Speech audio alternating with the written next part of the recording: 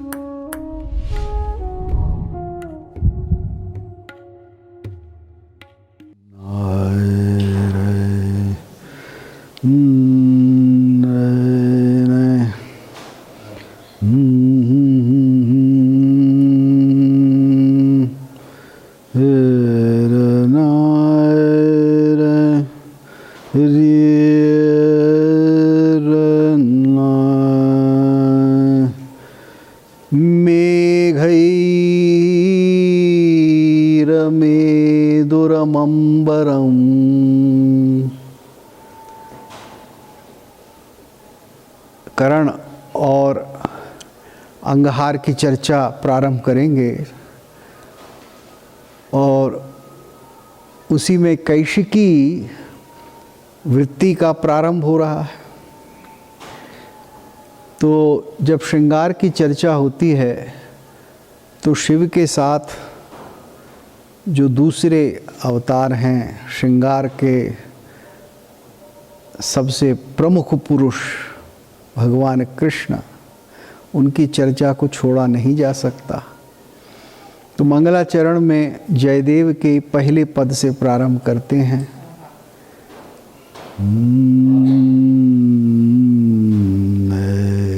मेघैरमेदुरमम्बरम् मेघैरमेदुरमम्बरम् वनभुवः श्यामास्तमालद्रुमैर् नाक्तं भीरुरयं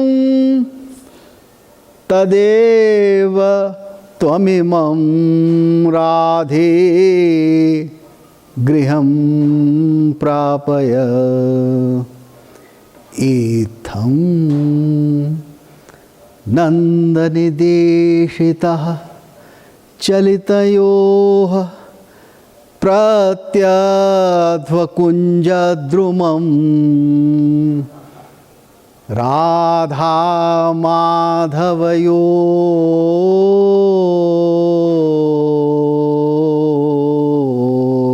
राधा माधवयोर जयन्ति यमुना कूले रहसिके लयः। यमुना के कूल पर, यमुना के तीर पर ये रहसकेली गूढ़ श्रृंगार, रहसी और गूढ़ अर्थ का श्रृंगार किसका? राधा और माधव का। इसकी जय हो, ऐसा जयदेव कह रहे हैं। राधा माधवयोर जयंती यमुना कूले रहसके लयः। प्रारंभ कैसे होता है? मेघैरमेदुरमम्बरम्, मेघों से अंबर भरा हुआ है। मेघई, अब कैसे? मेदुर, चिकने, एकदम पानी से लदे हुए हैं। मेघैरमेदुरमम्बरं वनभुवः श्यामास्तमालद्रुमैर्, और तमाल के जो द्रुम हैं, वृक्ष हैं, श्याम हैं, गहरे हैं, कालिमा लिए हुए हैं। श्यामास्तमालद्रुमैर् नक्तं, रात्रि हो रही है। और ये कृष्ण जो है ये डरपोक है। नक्तं भीरुरयं, भीरु अयम कृष्ण भीरु, नक्तं भीरुरयं तदेव त्वमिमं, इसलिए राधे, हे राधे, राधे गृहं प्रापय, तू राधे इसको घर ले जा। कौन कह रहा है? नंद कह रहे हैं। नंद कह रहे हैं कि राधे तुम इसको घर ले जाओ क्योंकि ये डरपोक है। तो क्या घटना हो गई? घटना ये हो गई कि नंद ने ही निर्देश दिया कि तुम इसको ले जाओ, यानी तुम जंगल में जाओ दोनों। नंद निदेशितः चलितयो प्रत्यध्वकुंजद्रुमम्, कुंज और द्रुमों में होते हुए राधा माधवयो जयंती Yamuna कूले रहसि केलयः।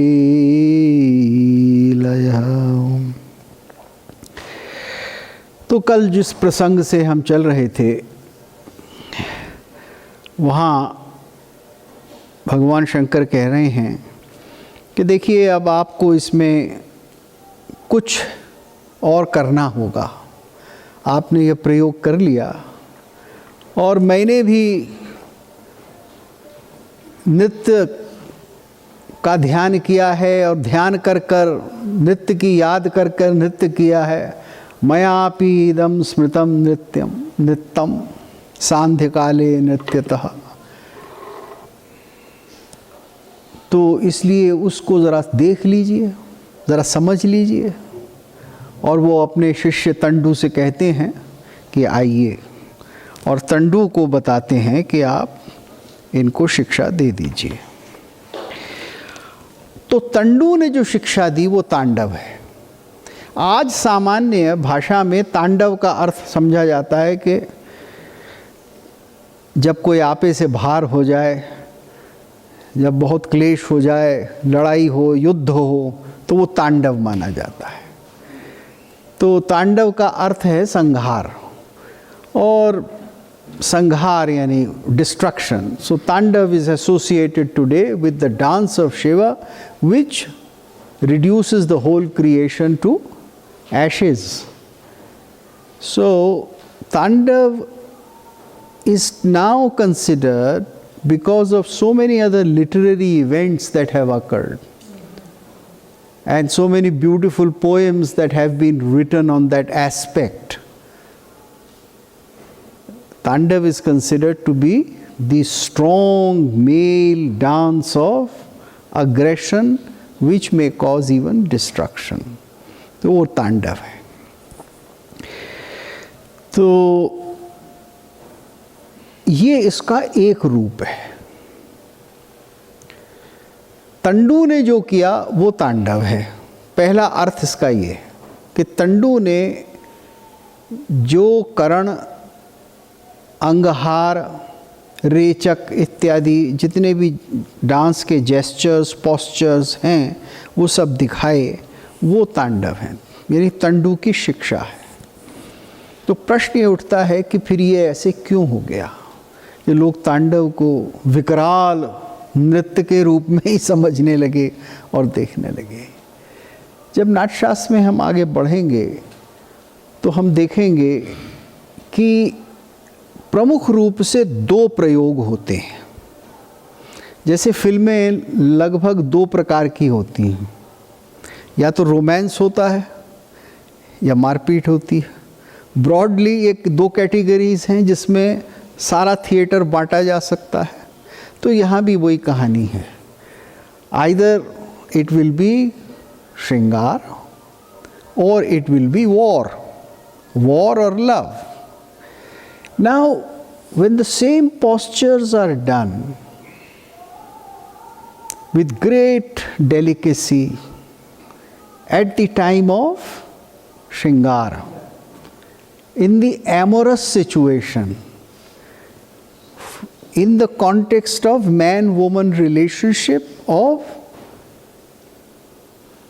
a sophisticated, refined sexuality or Shringar, then that prayoga, that thing is called sukumar.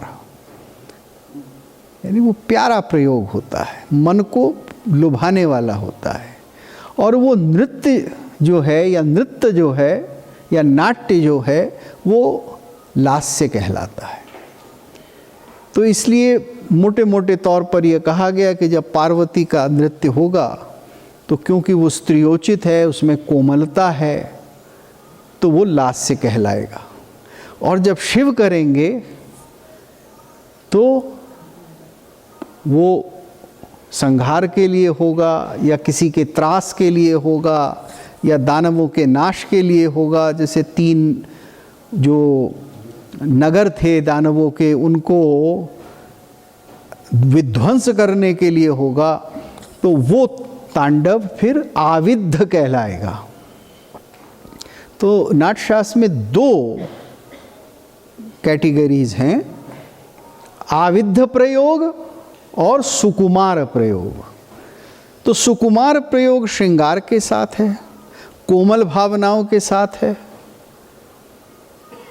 जब आप नाटक, श्रृंगारपूर्ण नाटक, अभिज्ञान शाकुंतलम, स्वप्नवासव दत्तम इत्यादि ऐसा प्राचीन नाटकों में से कोई खेलेंगे तो वो सुकुमार प्रयोग है। और जब कोई युद्ध का अमृत मंथन जैसा समवकार होगा तो वो आविद्ध प्रयोग है। तो ये 2 कैटेगरी हैं। और ये भारतवर्ष में जितना भी साहित्य लिखा गया, ये इन्हीं 2 कैटेगरीज के हिसाब से लिखा गया। यहाँ तक कि दक्षिण के शिल्पाधिकारम और तोलकाप्पियम भी इसी को फॉलो करते हैं, वो भी इसी परंपरा के हैं। ऐसा बहुत कहा जाता है कि वो अलग हैं और वो द्रविड़ियन हैं, लेकिन ऐसा नहीं है। वो नाट्यशास्त्र की इसी परंपरा, इसी क्लासिफिकेशन में आते हैं। तो तंडु की जो शिक्षा है वो प्रयोग में 2 प्रकार से आती है। कैसी करनी है, कौन सा नाटक है, क्या प्रसंग है, क्या कहानी है, कौन से पात्र हैं, उसको देखते हुए होगी। तो अगर श्रृंगार का प्रसंग है, if it is an amorous episode, then it will be a सुकुमार प्रयोग। If it is related to war, आपको मध्यम व्यायोग करना है, जहाँ एक कॉन्टेस्ट है, where there is a fight, where there is an agonic situation, then it will be an आविद्ध प्रयोग। अब इसके बारे में और आगे हम चलेंगे, वृत्तियाँ देखेंगे, दशरूपक देखेंगे, तो वो चीज़ प्रैक्टिकली कैसे होती थी प्राचीन रंग पर, वो और आपको स्पष्ट हो जाएगी। तो प्रारंभ में ये बताऊं कि तंडु ने जो सिखाया उसका अर्थ तांडव है, और उसका प्रयोग आविद्ध और सुकुमार दोनों प्रकार से होगा। ये तंडु कौन है? तंडु ही नंदी हैं। नंदी नाम के आचार्य तंडु हैं, ऐसा अभिनव गुप्त का मत है। वो ये कह देते हैं। तो कुछ लोग इसको माने या ना माने, लेकिन नंदी नाम के जो आचार्य हुए हैं वो ही तंडु हैं, ये अभिनव गुप्त ने बताया है। खैर आगे बढ़ते हैं, आवश्यक नहीं है कि वो मैं पढ़कर सुनाऊं। अब देखिए उनकी शिक्षा क्या है। नृत्य कैसे हो रहा है? नाट्यशास्त्र में यहाँ प्रारंभ में जो शब्द का प्रयोग है वो है नृत्यम। मयापि स्मृतम नृत्यम, नृत्य शब्द नहीं है। और आगे चलकर ये व्याख्या की जाती है कि नृत्यम अंग विक्षेप मात्रम तु, यानी जब अंग का संचालन होगा,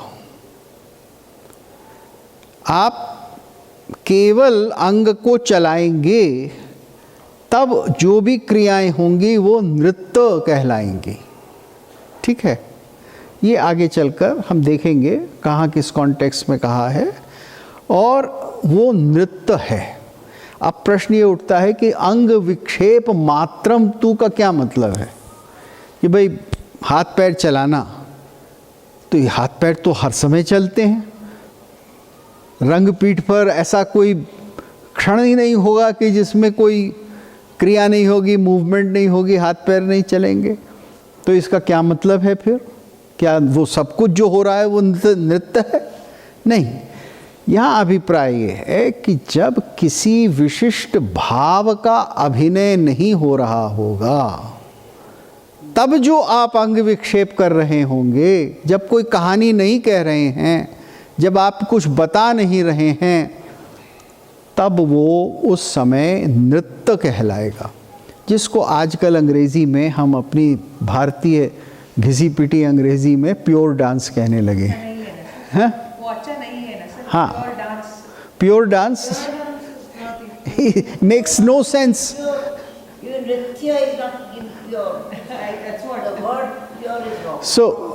So I just mentioned that what people think and what is the English word they use, because technical terms have to be used with great clarity. So when they say nritya anga vikshepa matram tu, this is what they mean. When you are not enacting an episode, और जब आप enact कर रहे हैं, तब वो अभिनय जो कर रहे हैं, अभिनय जो होगा वो उस समय नाट्य कहलाएगा। वैसे नाट्य का अर्थ होता है नट का जो भी कर्म है वो नाट्य है। नट जो करता है, तो नट जब केवल नृत्य करेगा तो भी उस दृष्टि से वो नाट्य कहलाएगा। तो रंगपीठ पर जो होता है वो सब नाट्य है, इसीलिए उस सबको देखने वाला, उसको समालोचित करने वाला नाट्य शास्त्र है। तो ये तो हो गया, लेकिन इसमें अलग अलग समय पर क्या क्या किया जाता है, समयोचित औचित्य किसका है, ये देखते हुए हम अलग अलग शब्दों का प्रयोग करते हैं। अब हम आगे बढ़ते हैं और तंडु ने क्या शिक्षा दी, इसको हम देख लेते हैं। तो यहाँ वो बात कर रहे हैं, सबसे पहले शुरू में बात कर रहे हैं, सबसे पहले शुरू में क्या वो कह रहे हैं कि क्या सिखाइए आप। वो कहते हैं प्रयोगम अंगहाराणा आचक्ष्व भरताय वै ततो ये तंडुना प्रोक्तास्तु अंगहारा महात्मना करण संयुक्तानि व्याख्यास्यामि सरेचकान स्थिर हस्तो अंगहारस्तु पर्यकस्थ स्मृतः। और फिर वो एक पूरी लिस्ट देते हैं अंगहारों की और रेचकों की कि उसमें हमें क्या क्या करना है। वो पूरा दिखाने के लिए हमें सब बताते हैं। यानी बहुत सारी क्रियाएं होती हैं स्टेज पर, जिस तरह तरह से शरीर को हिलाया चलाया जाता है, बाजू को उठाना, पैर को उठाना, पैर को टेढ़ा करना, उनके आपस में कॉम्बिनेशन बनाना, ये जितने भी हैं, ये जितनी भी क्रियाएं हैं, अब उनके अलग अलग हिस्सों का क्लासिफिकेशन होगा। कहने के लिए आप कहेंगे कि स्वर होता है, 7 स्वर हैं। आप ये भी कहते हैं कि जो 7 स्वर हैं, अगर उनका माप करना हो, यानी कोई स्वर जो है वो दूसरे स्वर से दूरी पे होता है, कोई उसके बहुत पास होता है, तो उसका माप करने के लिए आप श्रुतियों का निर्धारण करते हैं। स जो है वो 4 श्रुति का है, रे उससे थोड़ा कम है तो वो 3 का है, गा 2 का है, म फिर 4 का है। लेकिन ना तो केवल स्वर गाया जाता है। अगर आप एक स्वर को गाने बैठ जाएं और खाली, तो लोग पूछेंगे आप गा रहे हैं या रियाज कर रहे हैं? यही तो होगा ना। तो स्वर का गायन नहीं होता, केवल स्वर का। और श्रुति का तो कोई गायन हो ही नहीं सकता, क्योंकि श्रुति तो कर्ण मधुर होती ही नहीं। ऐसा बहुत होता है, लोग कहते हैं साहब देखिए मैं 22 की 22 श्रुतियां गा के दिखाऊंगा, और नाम लेके।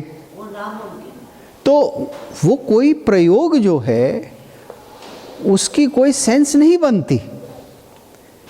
तो इसी तरह से यहाँ क्या गाते क्या है? गाते आप एक धुन है, उस धुन का विस्तार करते हैं। जब उस धुन का विस्तार करते हैं, वो होती है, तब वो राग कहलाता है। तो रंजकता तो राग में है, खाली स्वर में नहीं है रंजकता, न श्रुति में रंजकता है। ये सारे क्लासिफिकेशन के लिए, मेजरमेंट के लिए, उसके एनालिसिस के लिए ये सारी चीज़ें बनी हैं। तो इसी तरह से जब नाट्य हो रहा है, अंग का संचालन हो रहा है, तो जो हो रहा है उसका जब हम क्लासिफाई का प्रोसेस करते हैं उसको, और उसके हम क्या इतने हिस्से में क्या किया, इतनी देर में क्या किया, तब हम करण, अंगहार, रेचक इत्यादि शब्दों का प्रयोग करते हैं। तब ये डेफिनेशंस प्ले में आती हैं। समझे आप? तो इसी तरह से वो एनालिसिस के साधन हैं। तो उसमें वो सबसे पहले करण को लेते हैं। एतेषां तु प्रवक्षयामि प्रयोगम करणाश्रयम् हस्तपाद प्रचारश्च यथा योज्य प्रयोक्तिभिः अंगहारेषु वक्षयामि कर्णेषु च वैद्विजः सर्वेषाम् अंगहाराणां निष्पत्ति ही कर्णैर्यत। वो कहते हैं कि जितने भी अंगहार बनते हैं उसका जो जन्म है वो कहाँ से होता है? कर्ण से होता है। एक दूसरा उदाहरण लेते हैं, यानी उपमा लेते हैं समझाने के लिए, क्योंकि ये पहले समझ लीजिए जिससे कि फिर कन्फ्यूजन नहीं हो, बहुत से प्रश्न फिर उठेंगे नहीं मन में। देखिए, स्वर और व्यंजन वर्णमाला में, लेकिन जब बोला जाता है, जब भाषा बोली जाती है, तो वो तो वाक्यों में बोली जाती है। वाक्यों में ही शब्द होता है, और शब्द स्वर और व्यंजन से बनता है। कोई केवल स्वर बोलकर और या व्यंजन बोलकर अपने अभिप्राय को प्रकट नहीं कर सकता। No meaning can be transferred just by reciting a swar or vyanjan. Similarly, angahar, karan, angahar, rechak, all these are part of that whole expression which is done on the stage. Now, what is the definition of a karan? Just as we start with swar and vyanjan in the varnamala, similarly here we start with karan. What is karan? Hastapadap samayogo nityasya karanam bhaved. So we have dancers sitting here. They are delighted that we are talking about their basic language. Hastapada samayogo. How position of the hand and position of the pada. Now here pad does not mean just the feet, what we call in English feet. Here pad means right from your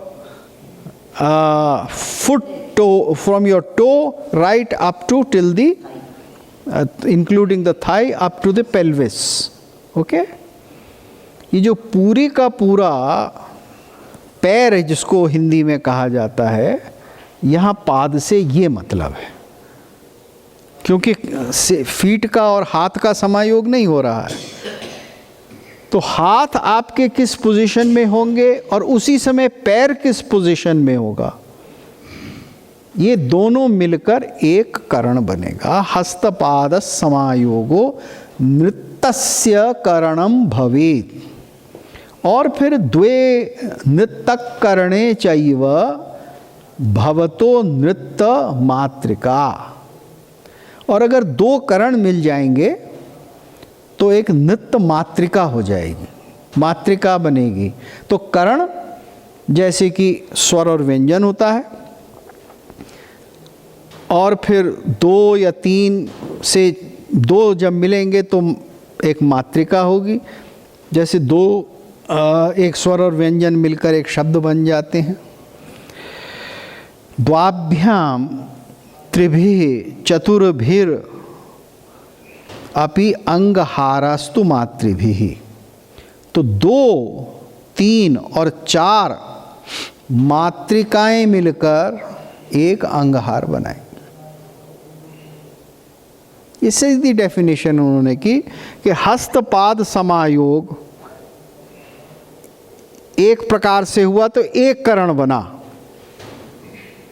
ठीक है जी। और जब 2 करण मिल गए तो एक मात्रिका बनी, और जब 2 या 3 या 4 मात्रिकाएं मिल गई तो एक अंगहार बना। ये उन्होंने कह दिया। तो मूवमेंट जो होगी वो अंगहार की मूवमेंट हो, जितना बना वो एक अंगहार कहलाया। और फिर आगे बढ़ते हैं, त्रिभी कलापकम चैव चतुर्भि षण्डकम भवेत पंचैव करणानि स्यु संघातक इति स्मृता। और आगे कॉम्बिनेशन में और नाम दे दिए, और फिर वो इस तरह से बढ़ाते जाते हैं कि इसी तरह से करण और अंगहारों के कॉम्बिनेशन बनते रहते हैं, क्योंकि मूवमेंट तो बहुत होनी है। अब वो बता देते हैं कि करण कितने हैं, यानी बेसिक लैंग्वेज में उन्होंने बनाया कि अल्फ़ाबेट जैसे अंग्रेज़ी में 26 होते हैं, यूनानी भाषा में 24 होते हैं, अंग्रेज़ी ने उसको 26 कर दिए, और हमारी भाषाओं में 52 और 54 तक वर्णमाला के अक्षर होते हैं। तो यहाँ 108 करणों का विवरण वो देते हैं।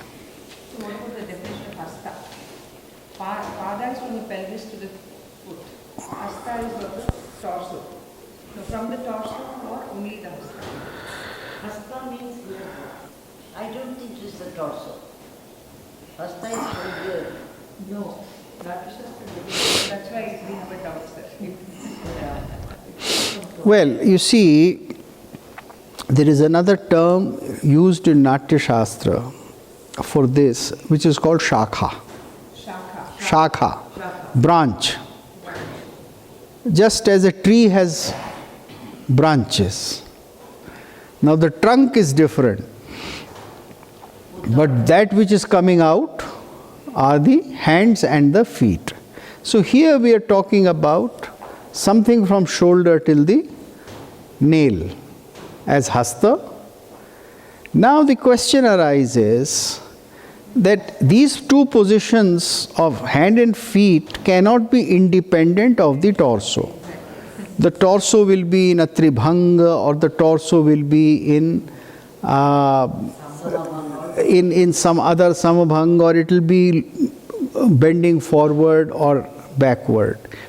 Now that is not taken as part of karana, because that will come as part of dance, as part of style, as part of whether you are doing kuchipudi or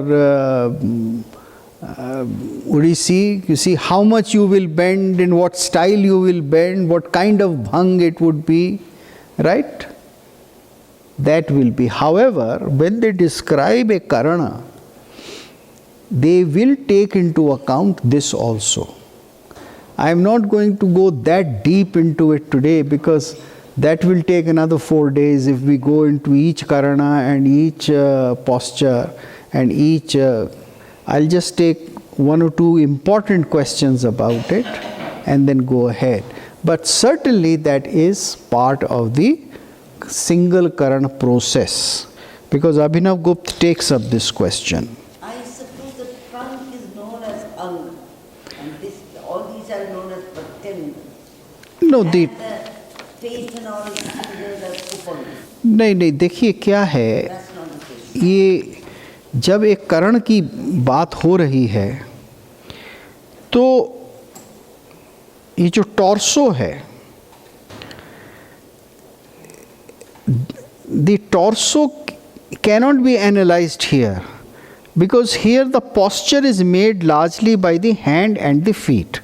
The torso may go this way, the torso may go this way. Now that will be part of the general movement that you make. But torso does not become. The vaksha does not make a combination with the hand. They don't say that if you are using the hand in Nikuttakam in this way, then your vaksha should be in this position. That is nowhere mentioned in the analysis of Karana. That is nowhere. Automatically complement. Without Exactly. that you cannot do. Exactly. That's why it's not separate, but the ang Will, naturally follow wherever the foot is. yes, exactly. That will follow.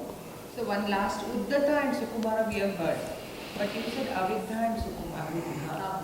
Avidha I'm sorry, Avidha and Sukumara. and Sukumara, these are the definitions. Uddhata means something else, and Avidha will be Uddhat also. But Uddhat is used when we talk about Arabhati Vritti. That is Uddhata, which means uncontrolled, untamed. That is Uddhat.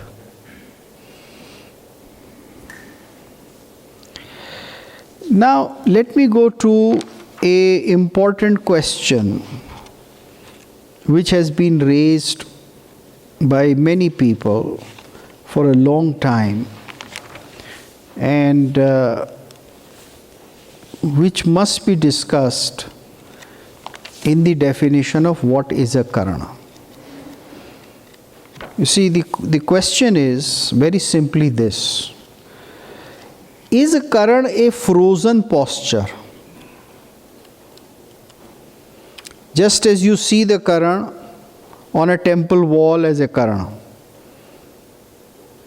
Is that frozen posture a karana?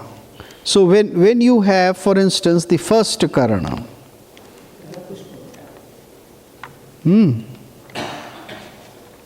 the very first karana, let us have a look at the very first karana.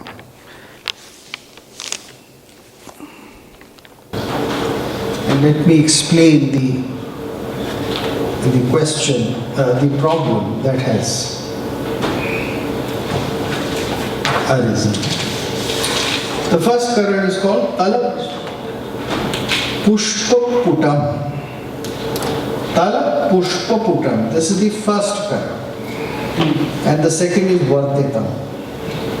Now, the Tala Pushpaputam is where the feet are like this and the hands are like this. See, the hands are like this. This is the position of the hands. And the feet are just like this. Right? The basic position which you see in Odissi. On the toes. Where the feet are, the knees are out, and this is called Tala Pushpaputam. Right? Now the question is, when we describe a karana, is karana a single posture or is karana a movement? You see, this is a big discussion. And this discussion is not a modern discussion. This discussion has been there for a very long time. And Abhinav Gupta has several things to say about it. And I want to read out Please, sir. something that he has said. I am sorry I forgot to put a marker.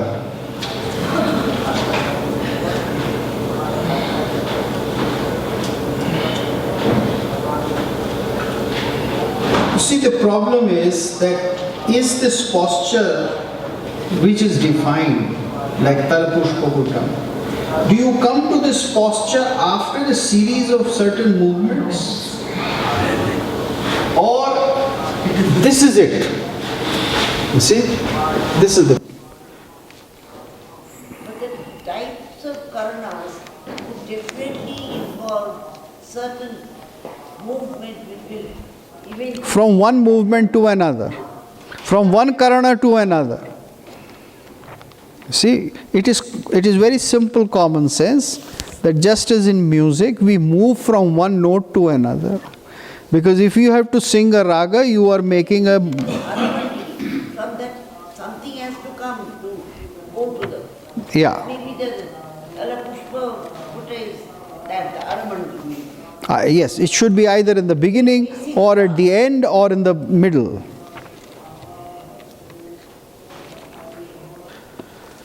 I think I'll take that point tomorrow or in the evening when I find out exactly what Abhinav Gupta has said where. Somewhere maybe a page is missing in my book. It may have dropped out or something. Now that is the basic problem. And Abhinav Gupta's decision is that it is a series of movement at which this particular movement ends, and hence it is known by that kind of name, karana. So karana is not a frozen posture, but it is a movement. But many people would say that although it is a movement, but then in order to give a name, when you say that it is hastapad sanyoga, then each hast and pad sanyoga is different. So a single karan will contain many karans then. You see, this argument can always be raised. So I think we leave it here at that. In the evening I will try to find out where exactly. Then we come to some other important things in this. And one of the things which is very significant in the 4th chapter, because the 4th chapter is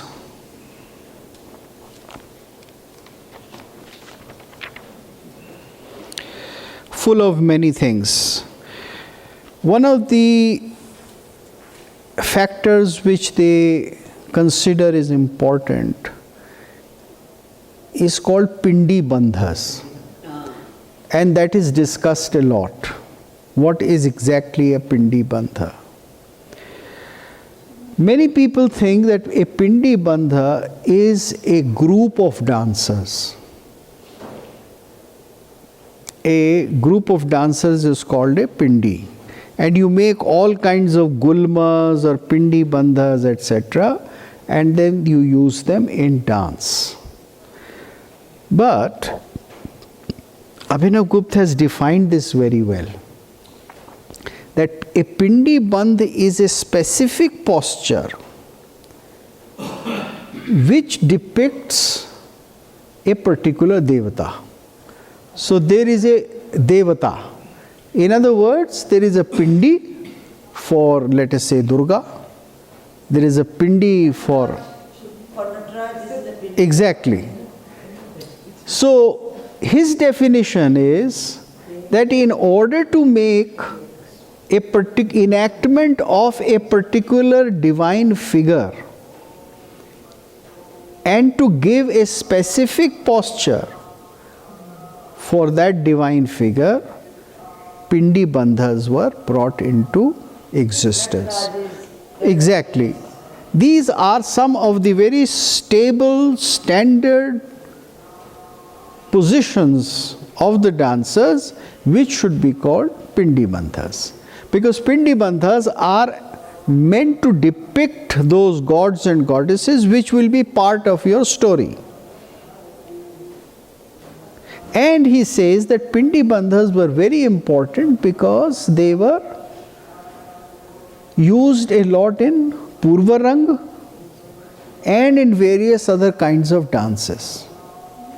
Now from this you have a theory that when the Pindi Bandhas were created on the stage, then these Pindi Bandhas became prototype later on in sculpture to represent a Vigraha, that is the body of a Devata.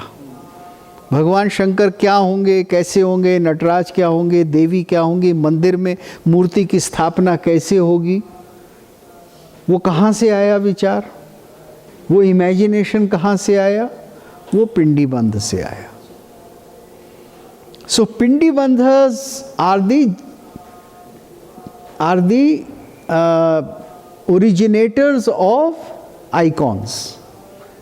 So temple iconography therefore is dependent on all these dance postures, all these dance positions and all these dance expressions which later on changed into formal, very formal icons for the temple.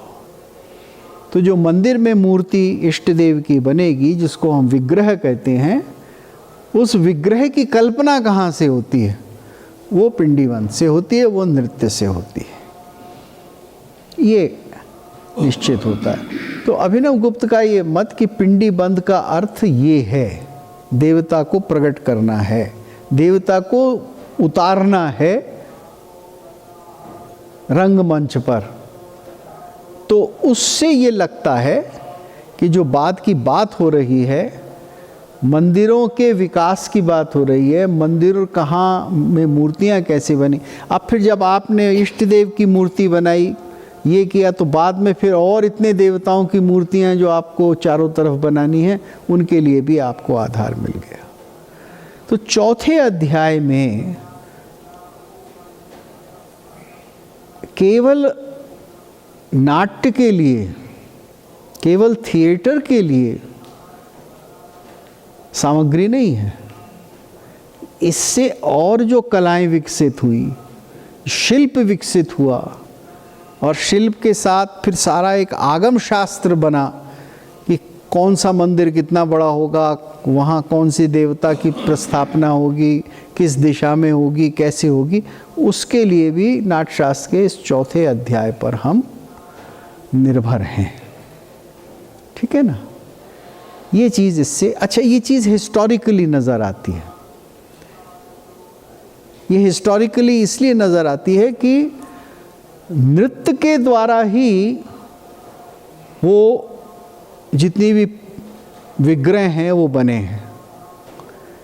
आप देखेंगे कि वो सब नृत्य के ही रूप में हैं. जितने भी देवी देवता हैं वो डांस करते हुए ही हैं. वैसे तो डांस में भी स्थितपाद होता है, अरमंडी में बैठ के से हाथ को पकड़ने से लक्ष्मी हो जाए, सरस्वती. तो मूवमेंट में है, मूवमेंट का एक पोर्शन है, वो दिखाया जाता है आपको. But all sculptures cannot be dance sculptures. Not dance sculptures. All icons are not dance sculptures, no sir. देखिए, if you look at certain icons, for instance Vishnu, who is standing and this way, and it is Samapada, right? Now where is that whole Samapada defined? In the Natyashastra. So it is one of the postures. उस समय वो आपको ये दिखाना है. There is, if you look at any vigraha इधर और समभंगी, in north or south, जी, या तो समभंगी, अभंगी, त्रिभंगी और अतिभंगी, बस. और वो उसी हिसाब से किसी न किसी करण में वो खड़े होंगे, जितने भी देवता हैं. तो बिना नृत्य के ये पूरा शिल्प शास्त्र जिसका देवालय में उपयोग होता है, वो नहीं हो सकता. Natyashastra therefore provides. हाँ. Now we come to another more fundamental question. You see, we first of all started in the first chapter with Natyotpatti. Why was Natya created? And reasons were given. In the second we came to the question of making a theatre house, that you need a theatre house. In the third we come to the consecration of the third. That is, the devatas have to be installed in it so that they can protect theater. In the fourth, where the basic grammar of theater begins, what do we have? First of all, we have dance. You see, we don't start here with dialogue. We don't say संवाद क्या है जी. अब आजकल क्या होता है साहब, आजकल जब आपको एक प्ले प्रोड्यूस करना है तो आप क्या करते हैं, आप स्क्रिप्ट मांगते हैं ना. आप कहें यार वो ब्लॉकिंग तो बाद में होगी, और वो मूवमेंट तो बाद में होगा, और हम वो किसको इस कैरेक्टर में डालना है, कैरेक्टर क्या है, ये सब बाद में होगा, हमें देखेंगे कि कैरेक्टर तुमने क्या बनाया है. लेकिन सबसे पहले क्या चाहिए हमें? Script. And what is a script? A script is it संवाद. And these are all modern usages. Script is an English word which means something written. It's stage directions and sometimes. Just be a little louder. But many times stage directions, movements, and all that is also indicated in the script. So but what you first of all want to see is the script. Yeah. उसी से सब कुछ निकलेगा हमारा. लेकिन भरत मुनि तो नाट्यशास्त्र शुरू कर रहे हैं, थिएटर शुरू कर रहे हैं, डांस से शुरू कर रहे हैं, स्क्रिप्ट से तो नहीं कर रहे. मूवमेंट में भी किस तरह की मूवमेंट? नृत्य की, डांस की मूवमेंट से यहाँ शुरू हो रहा है. यहाँ अभी डायलॉग, जिसको नाट्य शास्त्र के समय में जिसके लिए डेफिनेशन थी पाठ्य, the old word for dialogue और संवाद इन क्लासिकल थिएटर वाज पाठ्य. So he does not start with पाठ्य. दैट भगवान Shankar said, okay, now get me a script please. He calls Tandu. सांध्य काले नित्यम मयापि स्मृतम नृत्यम. तो भगवान ने सबसे पहले पाठ्य को स्मृत नहीं किया, मयापि स्मृतम पाठ्यम नहीं कहा है, नित्यम. तो अगर सबसे पहले नृत्य को, उस ज़माने में नृत्य, फिर हम नृत्य कहने लगे, उसको वो मान रहे हैं, तो फिर ओरिजिन ऑफ थिएटर, शुरुआत रंग की कहाँ से होती है? डायलॉग से नहीं होती, डांस से होती. Now this is a very crucial distinction. ये एक बहुत क्रूशल डिस्टिंक्शन है कि आप बात कहाँ से शुरू कर रहे हैं? आप बात डांस से शुरू कर रहे हैं. अगर आप बात डांस से शुरू करेंगे तो आपका सारा का सारा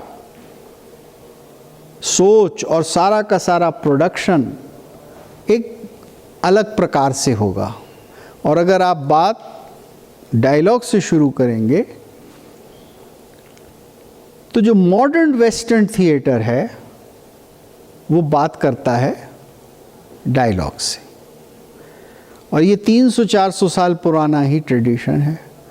उससे पहले जब आप जाते हैं तो मोरालिटी प्लेज का क्रिश्चियन वर्ल्ड में जो ट्रेडिशन है उसमें भी डायलॉग ही. ज़्यादा से ज़्यादा उसमें कैरेक्टर क्या होते हैं? जैसे passion is one character, envy is another character. तो वहाँ उन्होंने कुछ गुण दोष ले लिए जिनके बीच का कॉन्फ्लिक्ट दिखाएंगे. Charity is one character. इसी से तो वो प्लेस बने थे ना, मोरालिटीज प्लेस. उसमें चीज़ क्या थी? मोरालिटी एक रूप धारण करेगा या कोई खड़ा होकर बोलेगा. मुख्य चीज़ उसमें भी डायलॉग थी कि क्या कहना है, वो क्या कहेगा और ऑडियंस क्या सुनेगा. तो कहना और सुनना जहाँ प्रमुख है वहाँ एक प्रकार का थिएटर बनेगा। मोरालिटी प्लेस से अगर आप देखते हैं, जो क्रिश्चियन थिएटर था मेडिवल टाइम्स का यूरोप में, जो ग्रीक थिएटर की हत्या के बाद आता है, ईसाइयों के द्वारा जब हत्या हो जाती है ग्रीक थिएटर की, तो उन्होंने अपना थिएटर मोरालिटी का शुरू किया। तो उसमें डायलॉग शुरू होता है। अब आप मोरालिटी प्लेस से रिवाइवल में आते हैं, रेनेसांस पीरियड में, तो बड़े बड़े नाम लीजिए। इंग्लैंड में आप नाम लीजिए क्रिस्टोफर मार्लो। वहाँ क्या है? एक स्क्रिप्ट लिखा उन्होंने। The great bard of English language William Shakespeare, उन्होंने एक स्क्रिप्ट लिखा। स्क्रिप्ट सबसे इम्पोर्टेंट था। स्क्रिप्ट लिखकर उसका प्रोडक्शन हो जाता था, बाकी everything will be taken care of. वो एक्टर्स कुछ ना कुछ कर ही लेंगे। मेन चीज़ स्क्रिप्ट होती थी। चुराना होता था किसी का माल तो स्क्रिप्ट चुराते थे, तो वो स्क्राइब्स बिठा देते थे कि अगर शेक्सपियर का मान लीजिए एज यू लाइक इट हो रहा है, तो वो खटाखट खटाखट लिखते जाएंगे। कॉपीराइट तो होता नहीं था, तो उन्होंने लिख लिया, चोरी कर ली स्क्रिप्ट की, उसके बाद थोड़ा सा उसमें और अपना मसाला वसाला डाला, और वो कहानी उन्होंने दूसरी कंपनी ने, दूसरी थिएटर कंपनी ने उसे स्टेज पर प्रोड्यूस करी। क्योंकि प्रमुख चीज़ जो थी वो डायलॉग थी, और जो बहुत बढ़िया डायलॉग लिख सकता था, बहुत बढ़िया कहानी कह सकता था, बहुत बढ़िया पोइट्री रख सकता था, वही महाकवि था। तो वही महाकवि शेक्सपियर हुए। इसमें जो मुख्य साधन है, इसमें जो रॉक है, जिस चट्टान के ऊपर सब कुछ आगे बनता है, वो डायलॉग है। और यहाँ कौन सी चट्टान है? डांस। वो वर्बल मीडियम का थिएटर है, और ये जेस्चर का थिएटर है, मूवमेंट का थिएटर है। तो इसकी चॉइसेस अलग हो जाएंगी। अब आज समय नहीं है तो मैं उसमें नहीं जाना चाहता कि ग्रीक थिएटर क्या था और कैसा था, और वो उसका बेसिस क्या था। उसका बेसिस भी डांस था। तो यहाँ जब डांस प्रमुख हो गया तो जेस्चर प्रमुख हो गया। अभिनय का मुख्य अंग जो है वो आंगिक हुआ, अंग से अभिनय हुआ। अंग से आप सब कुछ कहेंगे, जितना इशारा होगा, बात होगी, वो आँखों से, हाथ से, पैर से, विजुअल अंग से, शरीर से होगी, जुबान से कम होगी। तो जब उन्होंने ये कहा कि अभिनय के 4 भाग कौन से हैं, तो पहले आता है आंगिक। आंगिक, वाचिक,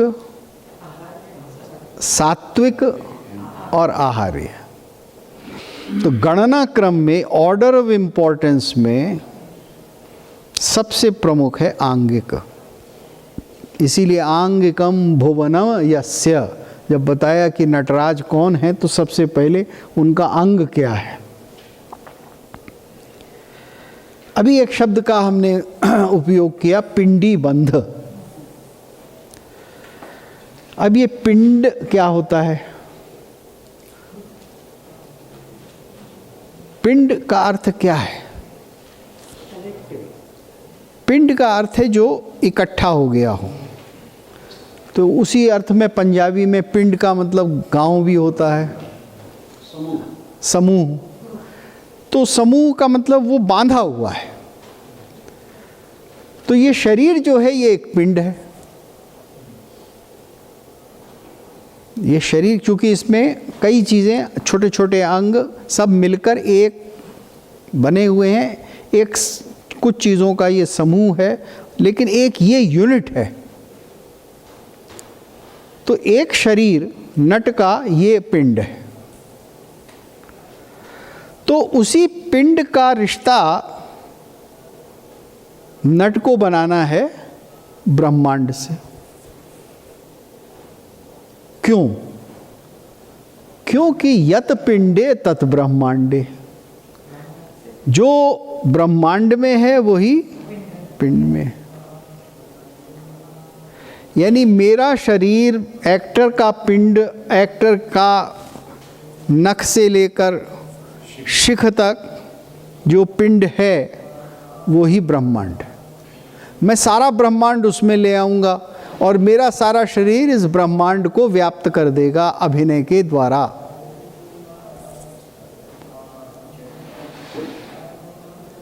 क्योंकि आप बोलकर नहीं कर सकते, बोलकर भाषा के द्वारा आप इतना नहीं दिखा सकते। क्यों? क्योंकि भाषा अमूर्त होती है। अमूर्त, नॉट मेटीरियल, नो बॉडी, आकार नहीं है, रूप नहीं है भाषा का। भाषा की केवल ध्वनि है, शब्द है। यहाँ रूप है, यहाँ सज्जा है, यहाँ आकार है, यहाँ पिंड है। तो उसमें बहुत सारी बातें कही जाएंगी, उसमें कई प्रकार की भाषाएं आ जाएंगी और उसी में वाचिक भी आ जाएगा। क्योंकि इस पिंड में मेरा एक हिस्सा, एक अंग जो है वो जिह्वा भी है, मुख भी है, और मैं अपनी बात उससे भी कहूँगा। तो आंगिक, वाचिक, सात्विक और आहार्य, इस क्रम में वाचिक से पहले आंगिक आता है, यानी पिंड आता है। तो सबसे पहले उसकी मूवमेंट ही नृत्य है या उसकी मूवमेंट ही डांस है। इसलिए हम डांस से शुरू करते हैं। तो चौथे अध्याय का सबसे बड़ा महत्व यही है। अब इसमें और भी बहुत सारी चीज़ें हैं चौथे अध्याय में कि कहाँ कहाँ कैसा नृत्य होगा, क्या होगा।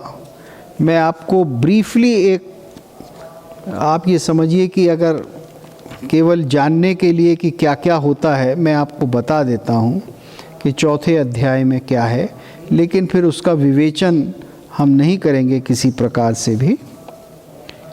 केवल ग्रंथ में क्या है, कौन सी चीज़ आपको कहाँ देखने को मिलेगी। हाँ, कि रेचक क्या होते हैं। देखिए, हाथ को तरह तरह से चलाने के तरीके हैं, वो रेचक कहलाते हैं।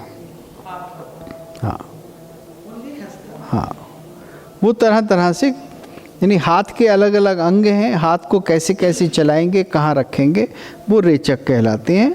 उनके रेचकों, कौन से रेचक को कहाँ करा जाएगा और कैसे करा जाएगा, इसके बारे में इन्होंने बहुत अच्छी तरह से बताया है। फिर अंत में ये भी बता देते हैं कि कुछ गीत और छंद क्या होंगे इस अध्याय में, और इसमें वर्धमानक इत्यादि ध्रुवा पर नर्तकी कैसे कैसे नाचेगी, और पूर्व रंग में इसका इन रेचकों और अंगहारों और नृत्यों का प्रयोग होगा। कुछ लोगों को ये भ्रम हो जाता है कि तांडव में जो करण और अंगहार और रेचक हैं वो केवल पूर्व रंग में ही प्रयुक्त होंगे। उन्होंने कहा है ना कि भाई पूर्व रंग में आप ये सब नृत्य इत्यादि करो, तो इसमें कोई शक नहीं कि पूर्व रंग में ये होता था, लेकिन ऐसा नहीं है कि ये पूरे नाट्य में नहीं होता था। आंगिक अभिनय तो सारे में हो रहा है। एक बहुत बड़ी विदुषी हैं मंदाक्रांता बोस, तो 15-20 दिन पहले हमारा उनका एक यही संघर्षशील वार्तालाप हुआ और उन्होंने कहा कि नहीं, पूर्व रंग में ही नृत्य होता है, आगे नहीं होता। अब ये कैसे संभव है? अभिनय जब आंगिक है, नाट्य जब आंगिक में जब ये पूरे अंगहार हैं, करण हैं और संगीत है और कैशिकी वृत्ति है, तो कैसे नहीं होगा? और कैशिकी वृत्ति ना भी हो, यहाँ तो हर प्रकार की वृत्ति के लिए आपको शरीर चाहिए। आरभटी में भी तांडव आप करेंगे, अगर आविद्ध तांडव करेंगे तो वहाँ भी आप ये दिखाएंगे। युद्ध आप करेंगे तो युद्ध में भी आप आंगिक नृत्य का प्रयोग होगा। तो ऐसा असंभव है ये कहना कि इनका प्रयोग केवल। खैर, अब हम आते हैं पूर्व रंग की ओर, क्योंकि देखिए ये क्रम बिल्कुल सही है। सबसे पहले उत्पत्ति, उसके बाद रंग, मंच की स्थापना, रंग का पूजन, फिर आंगिक अभिनय किस पर आधारित होगा, अंग कैसे चलेगा, आंगिक ही प्रमुख है, और फिर आप उसका सबसे पहला प्रयोग आंगिक नृत्य का कहाँ करेंगे, कैसे करेंगे। इसलिए अब हम 5वें अध्याय पे आ जाते हैं।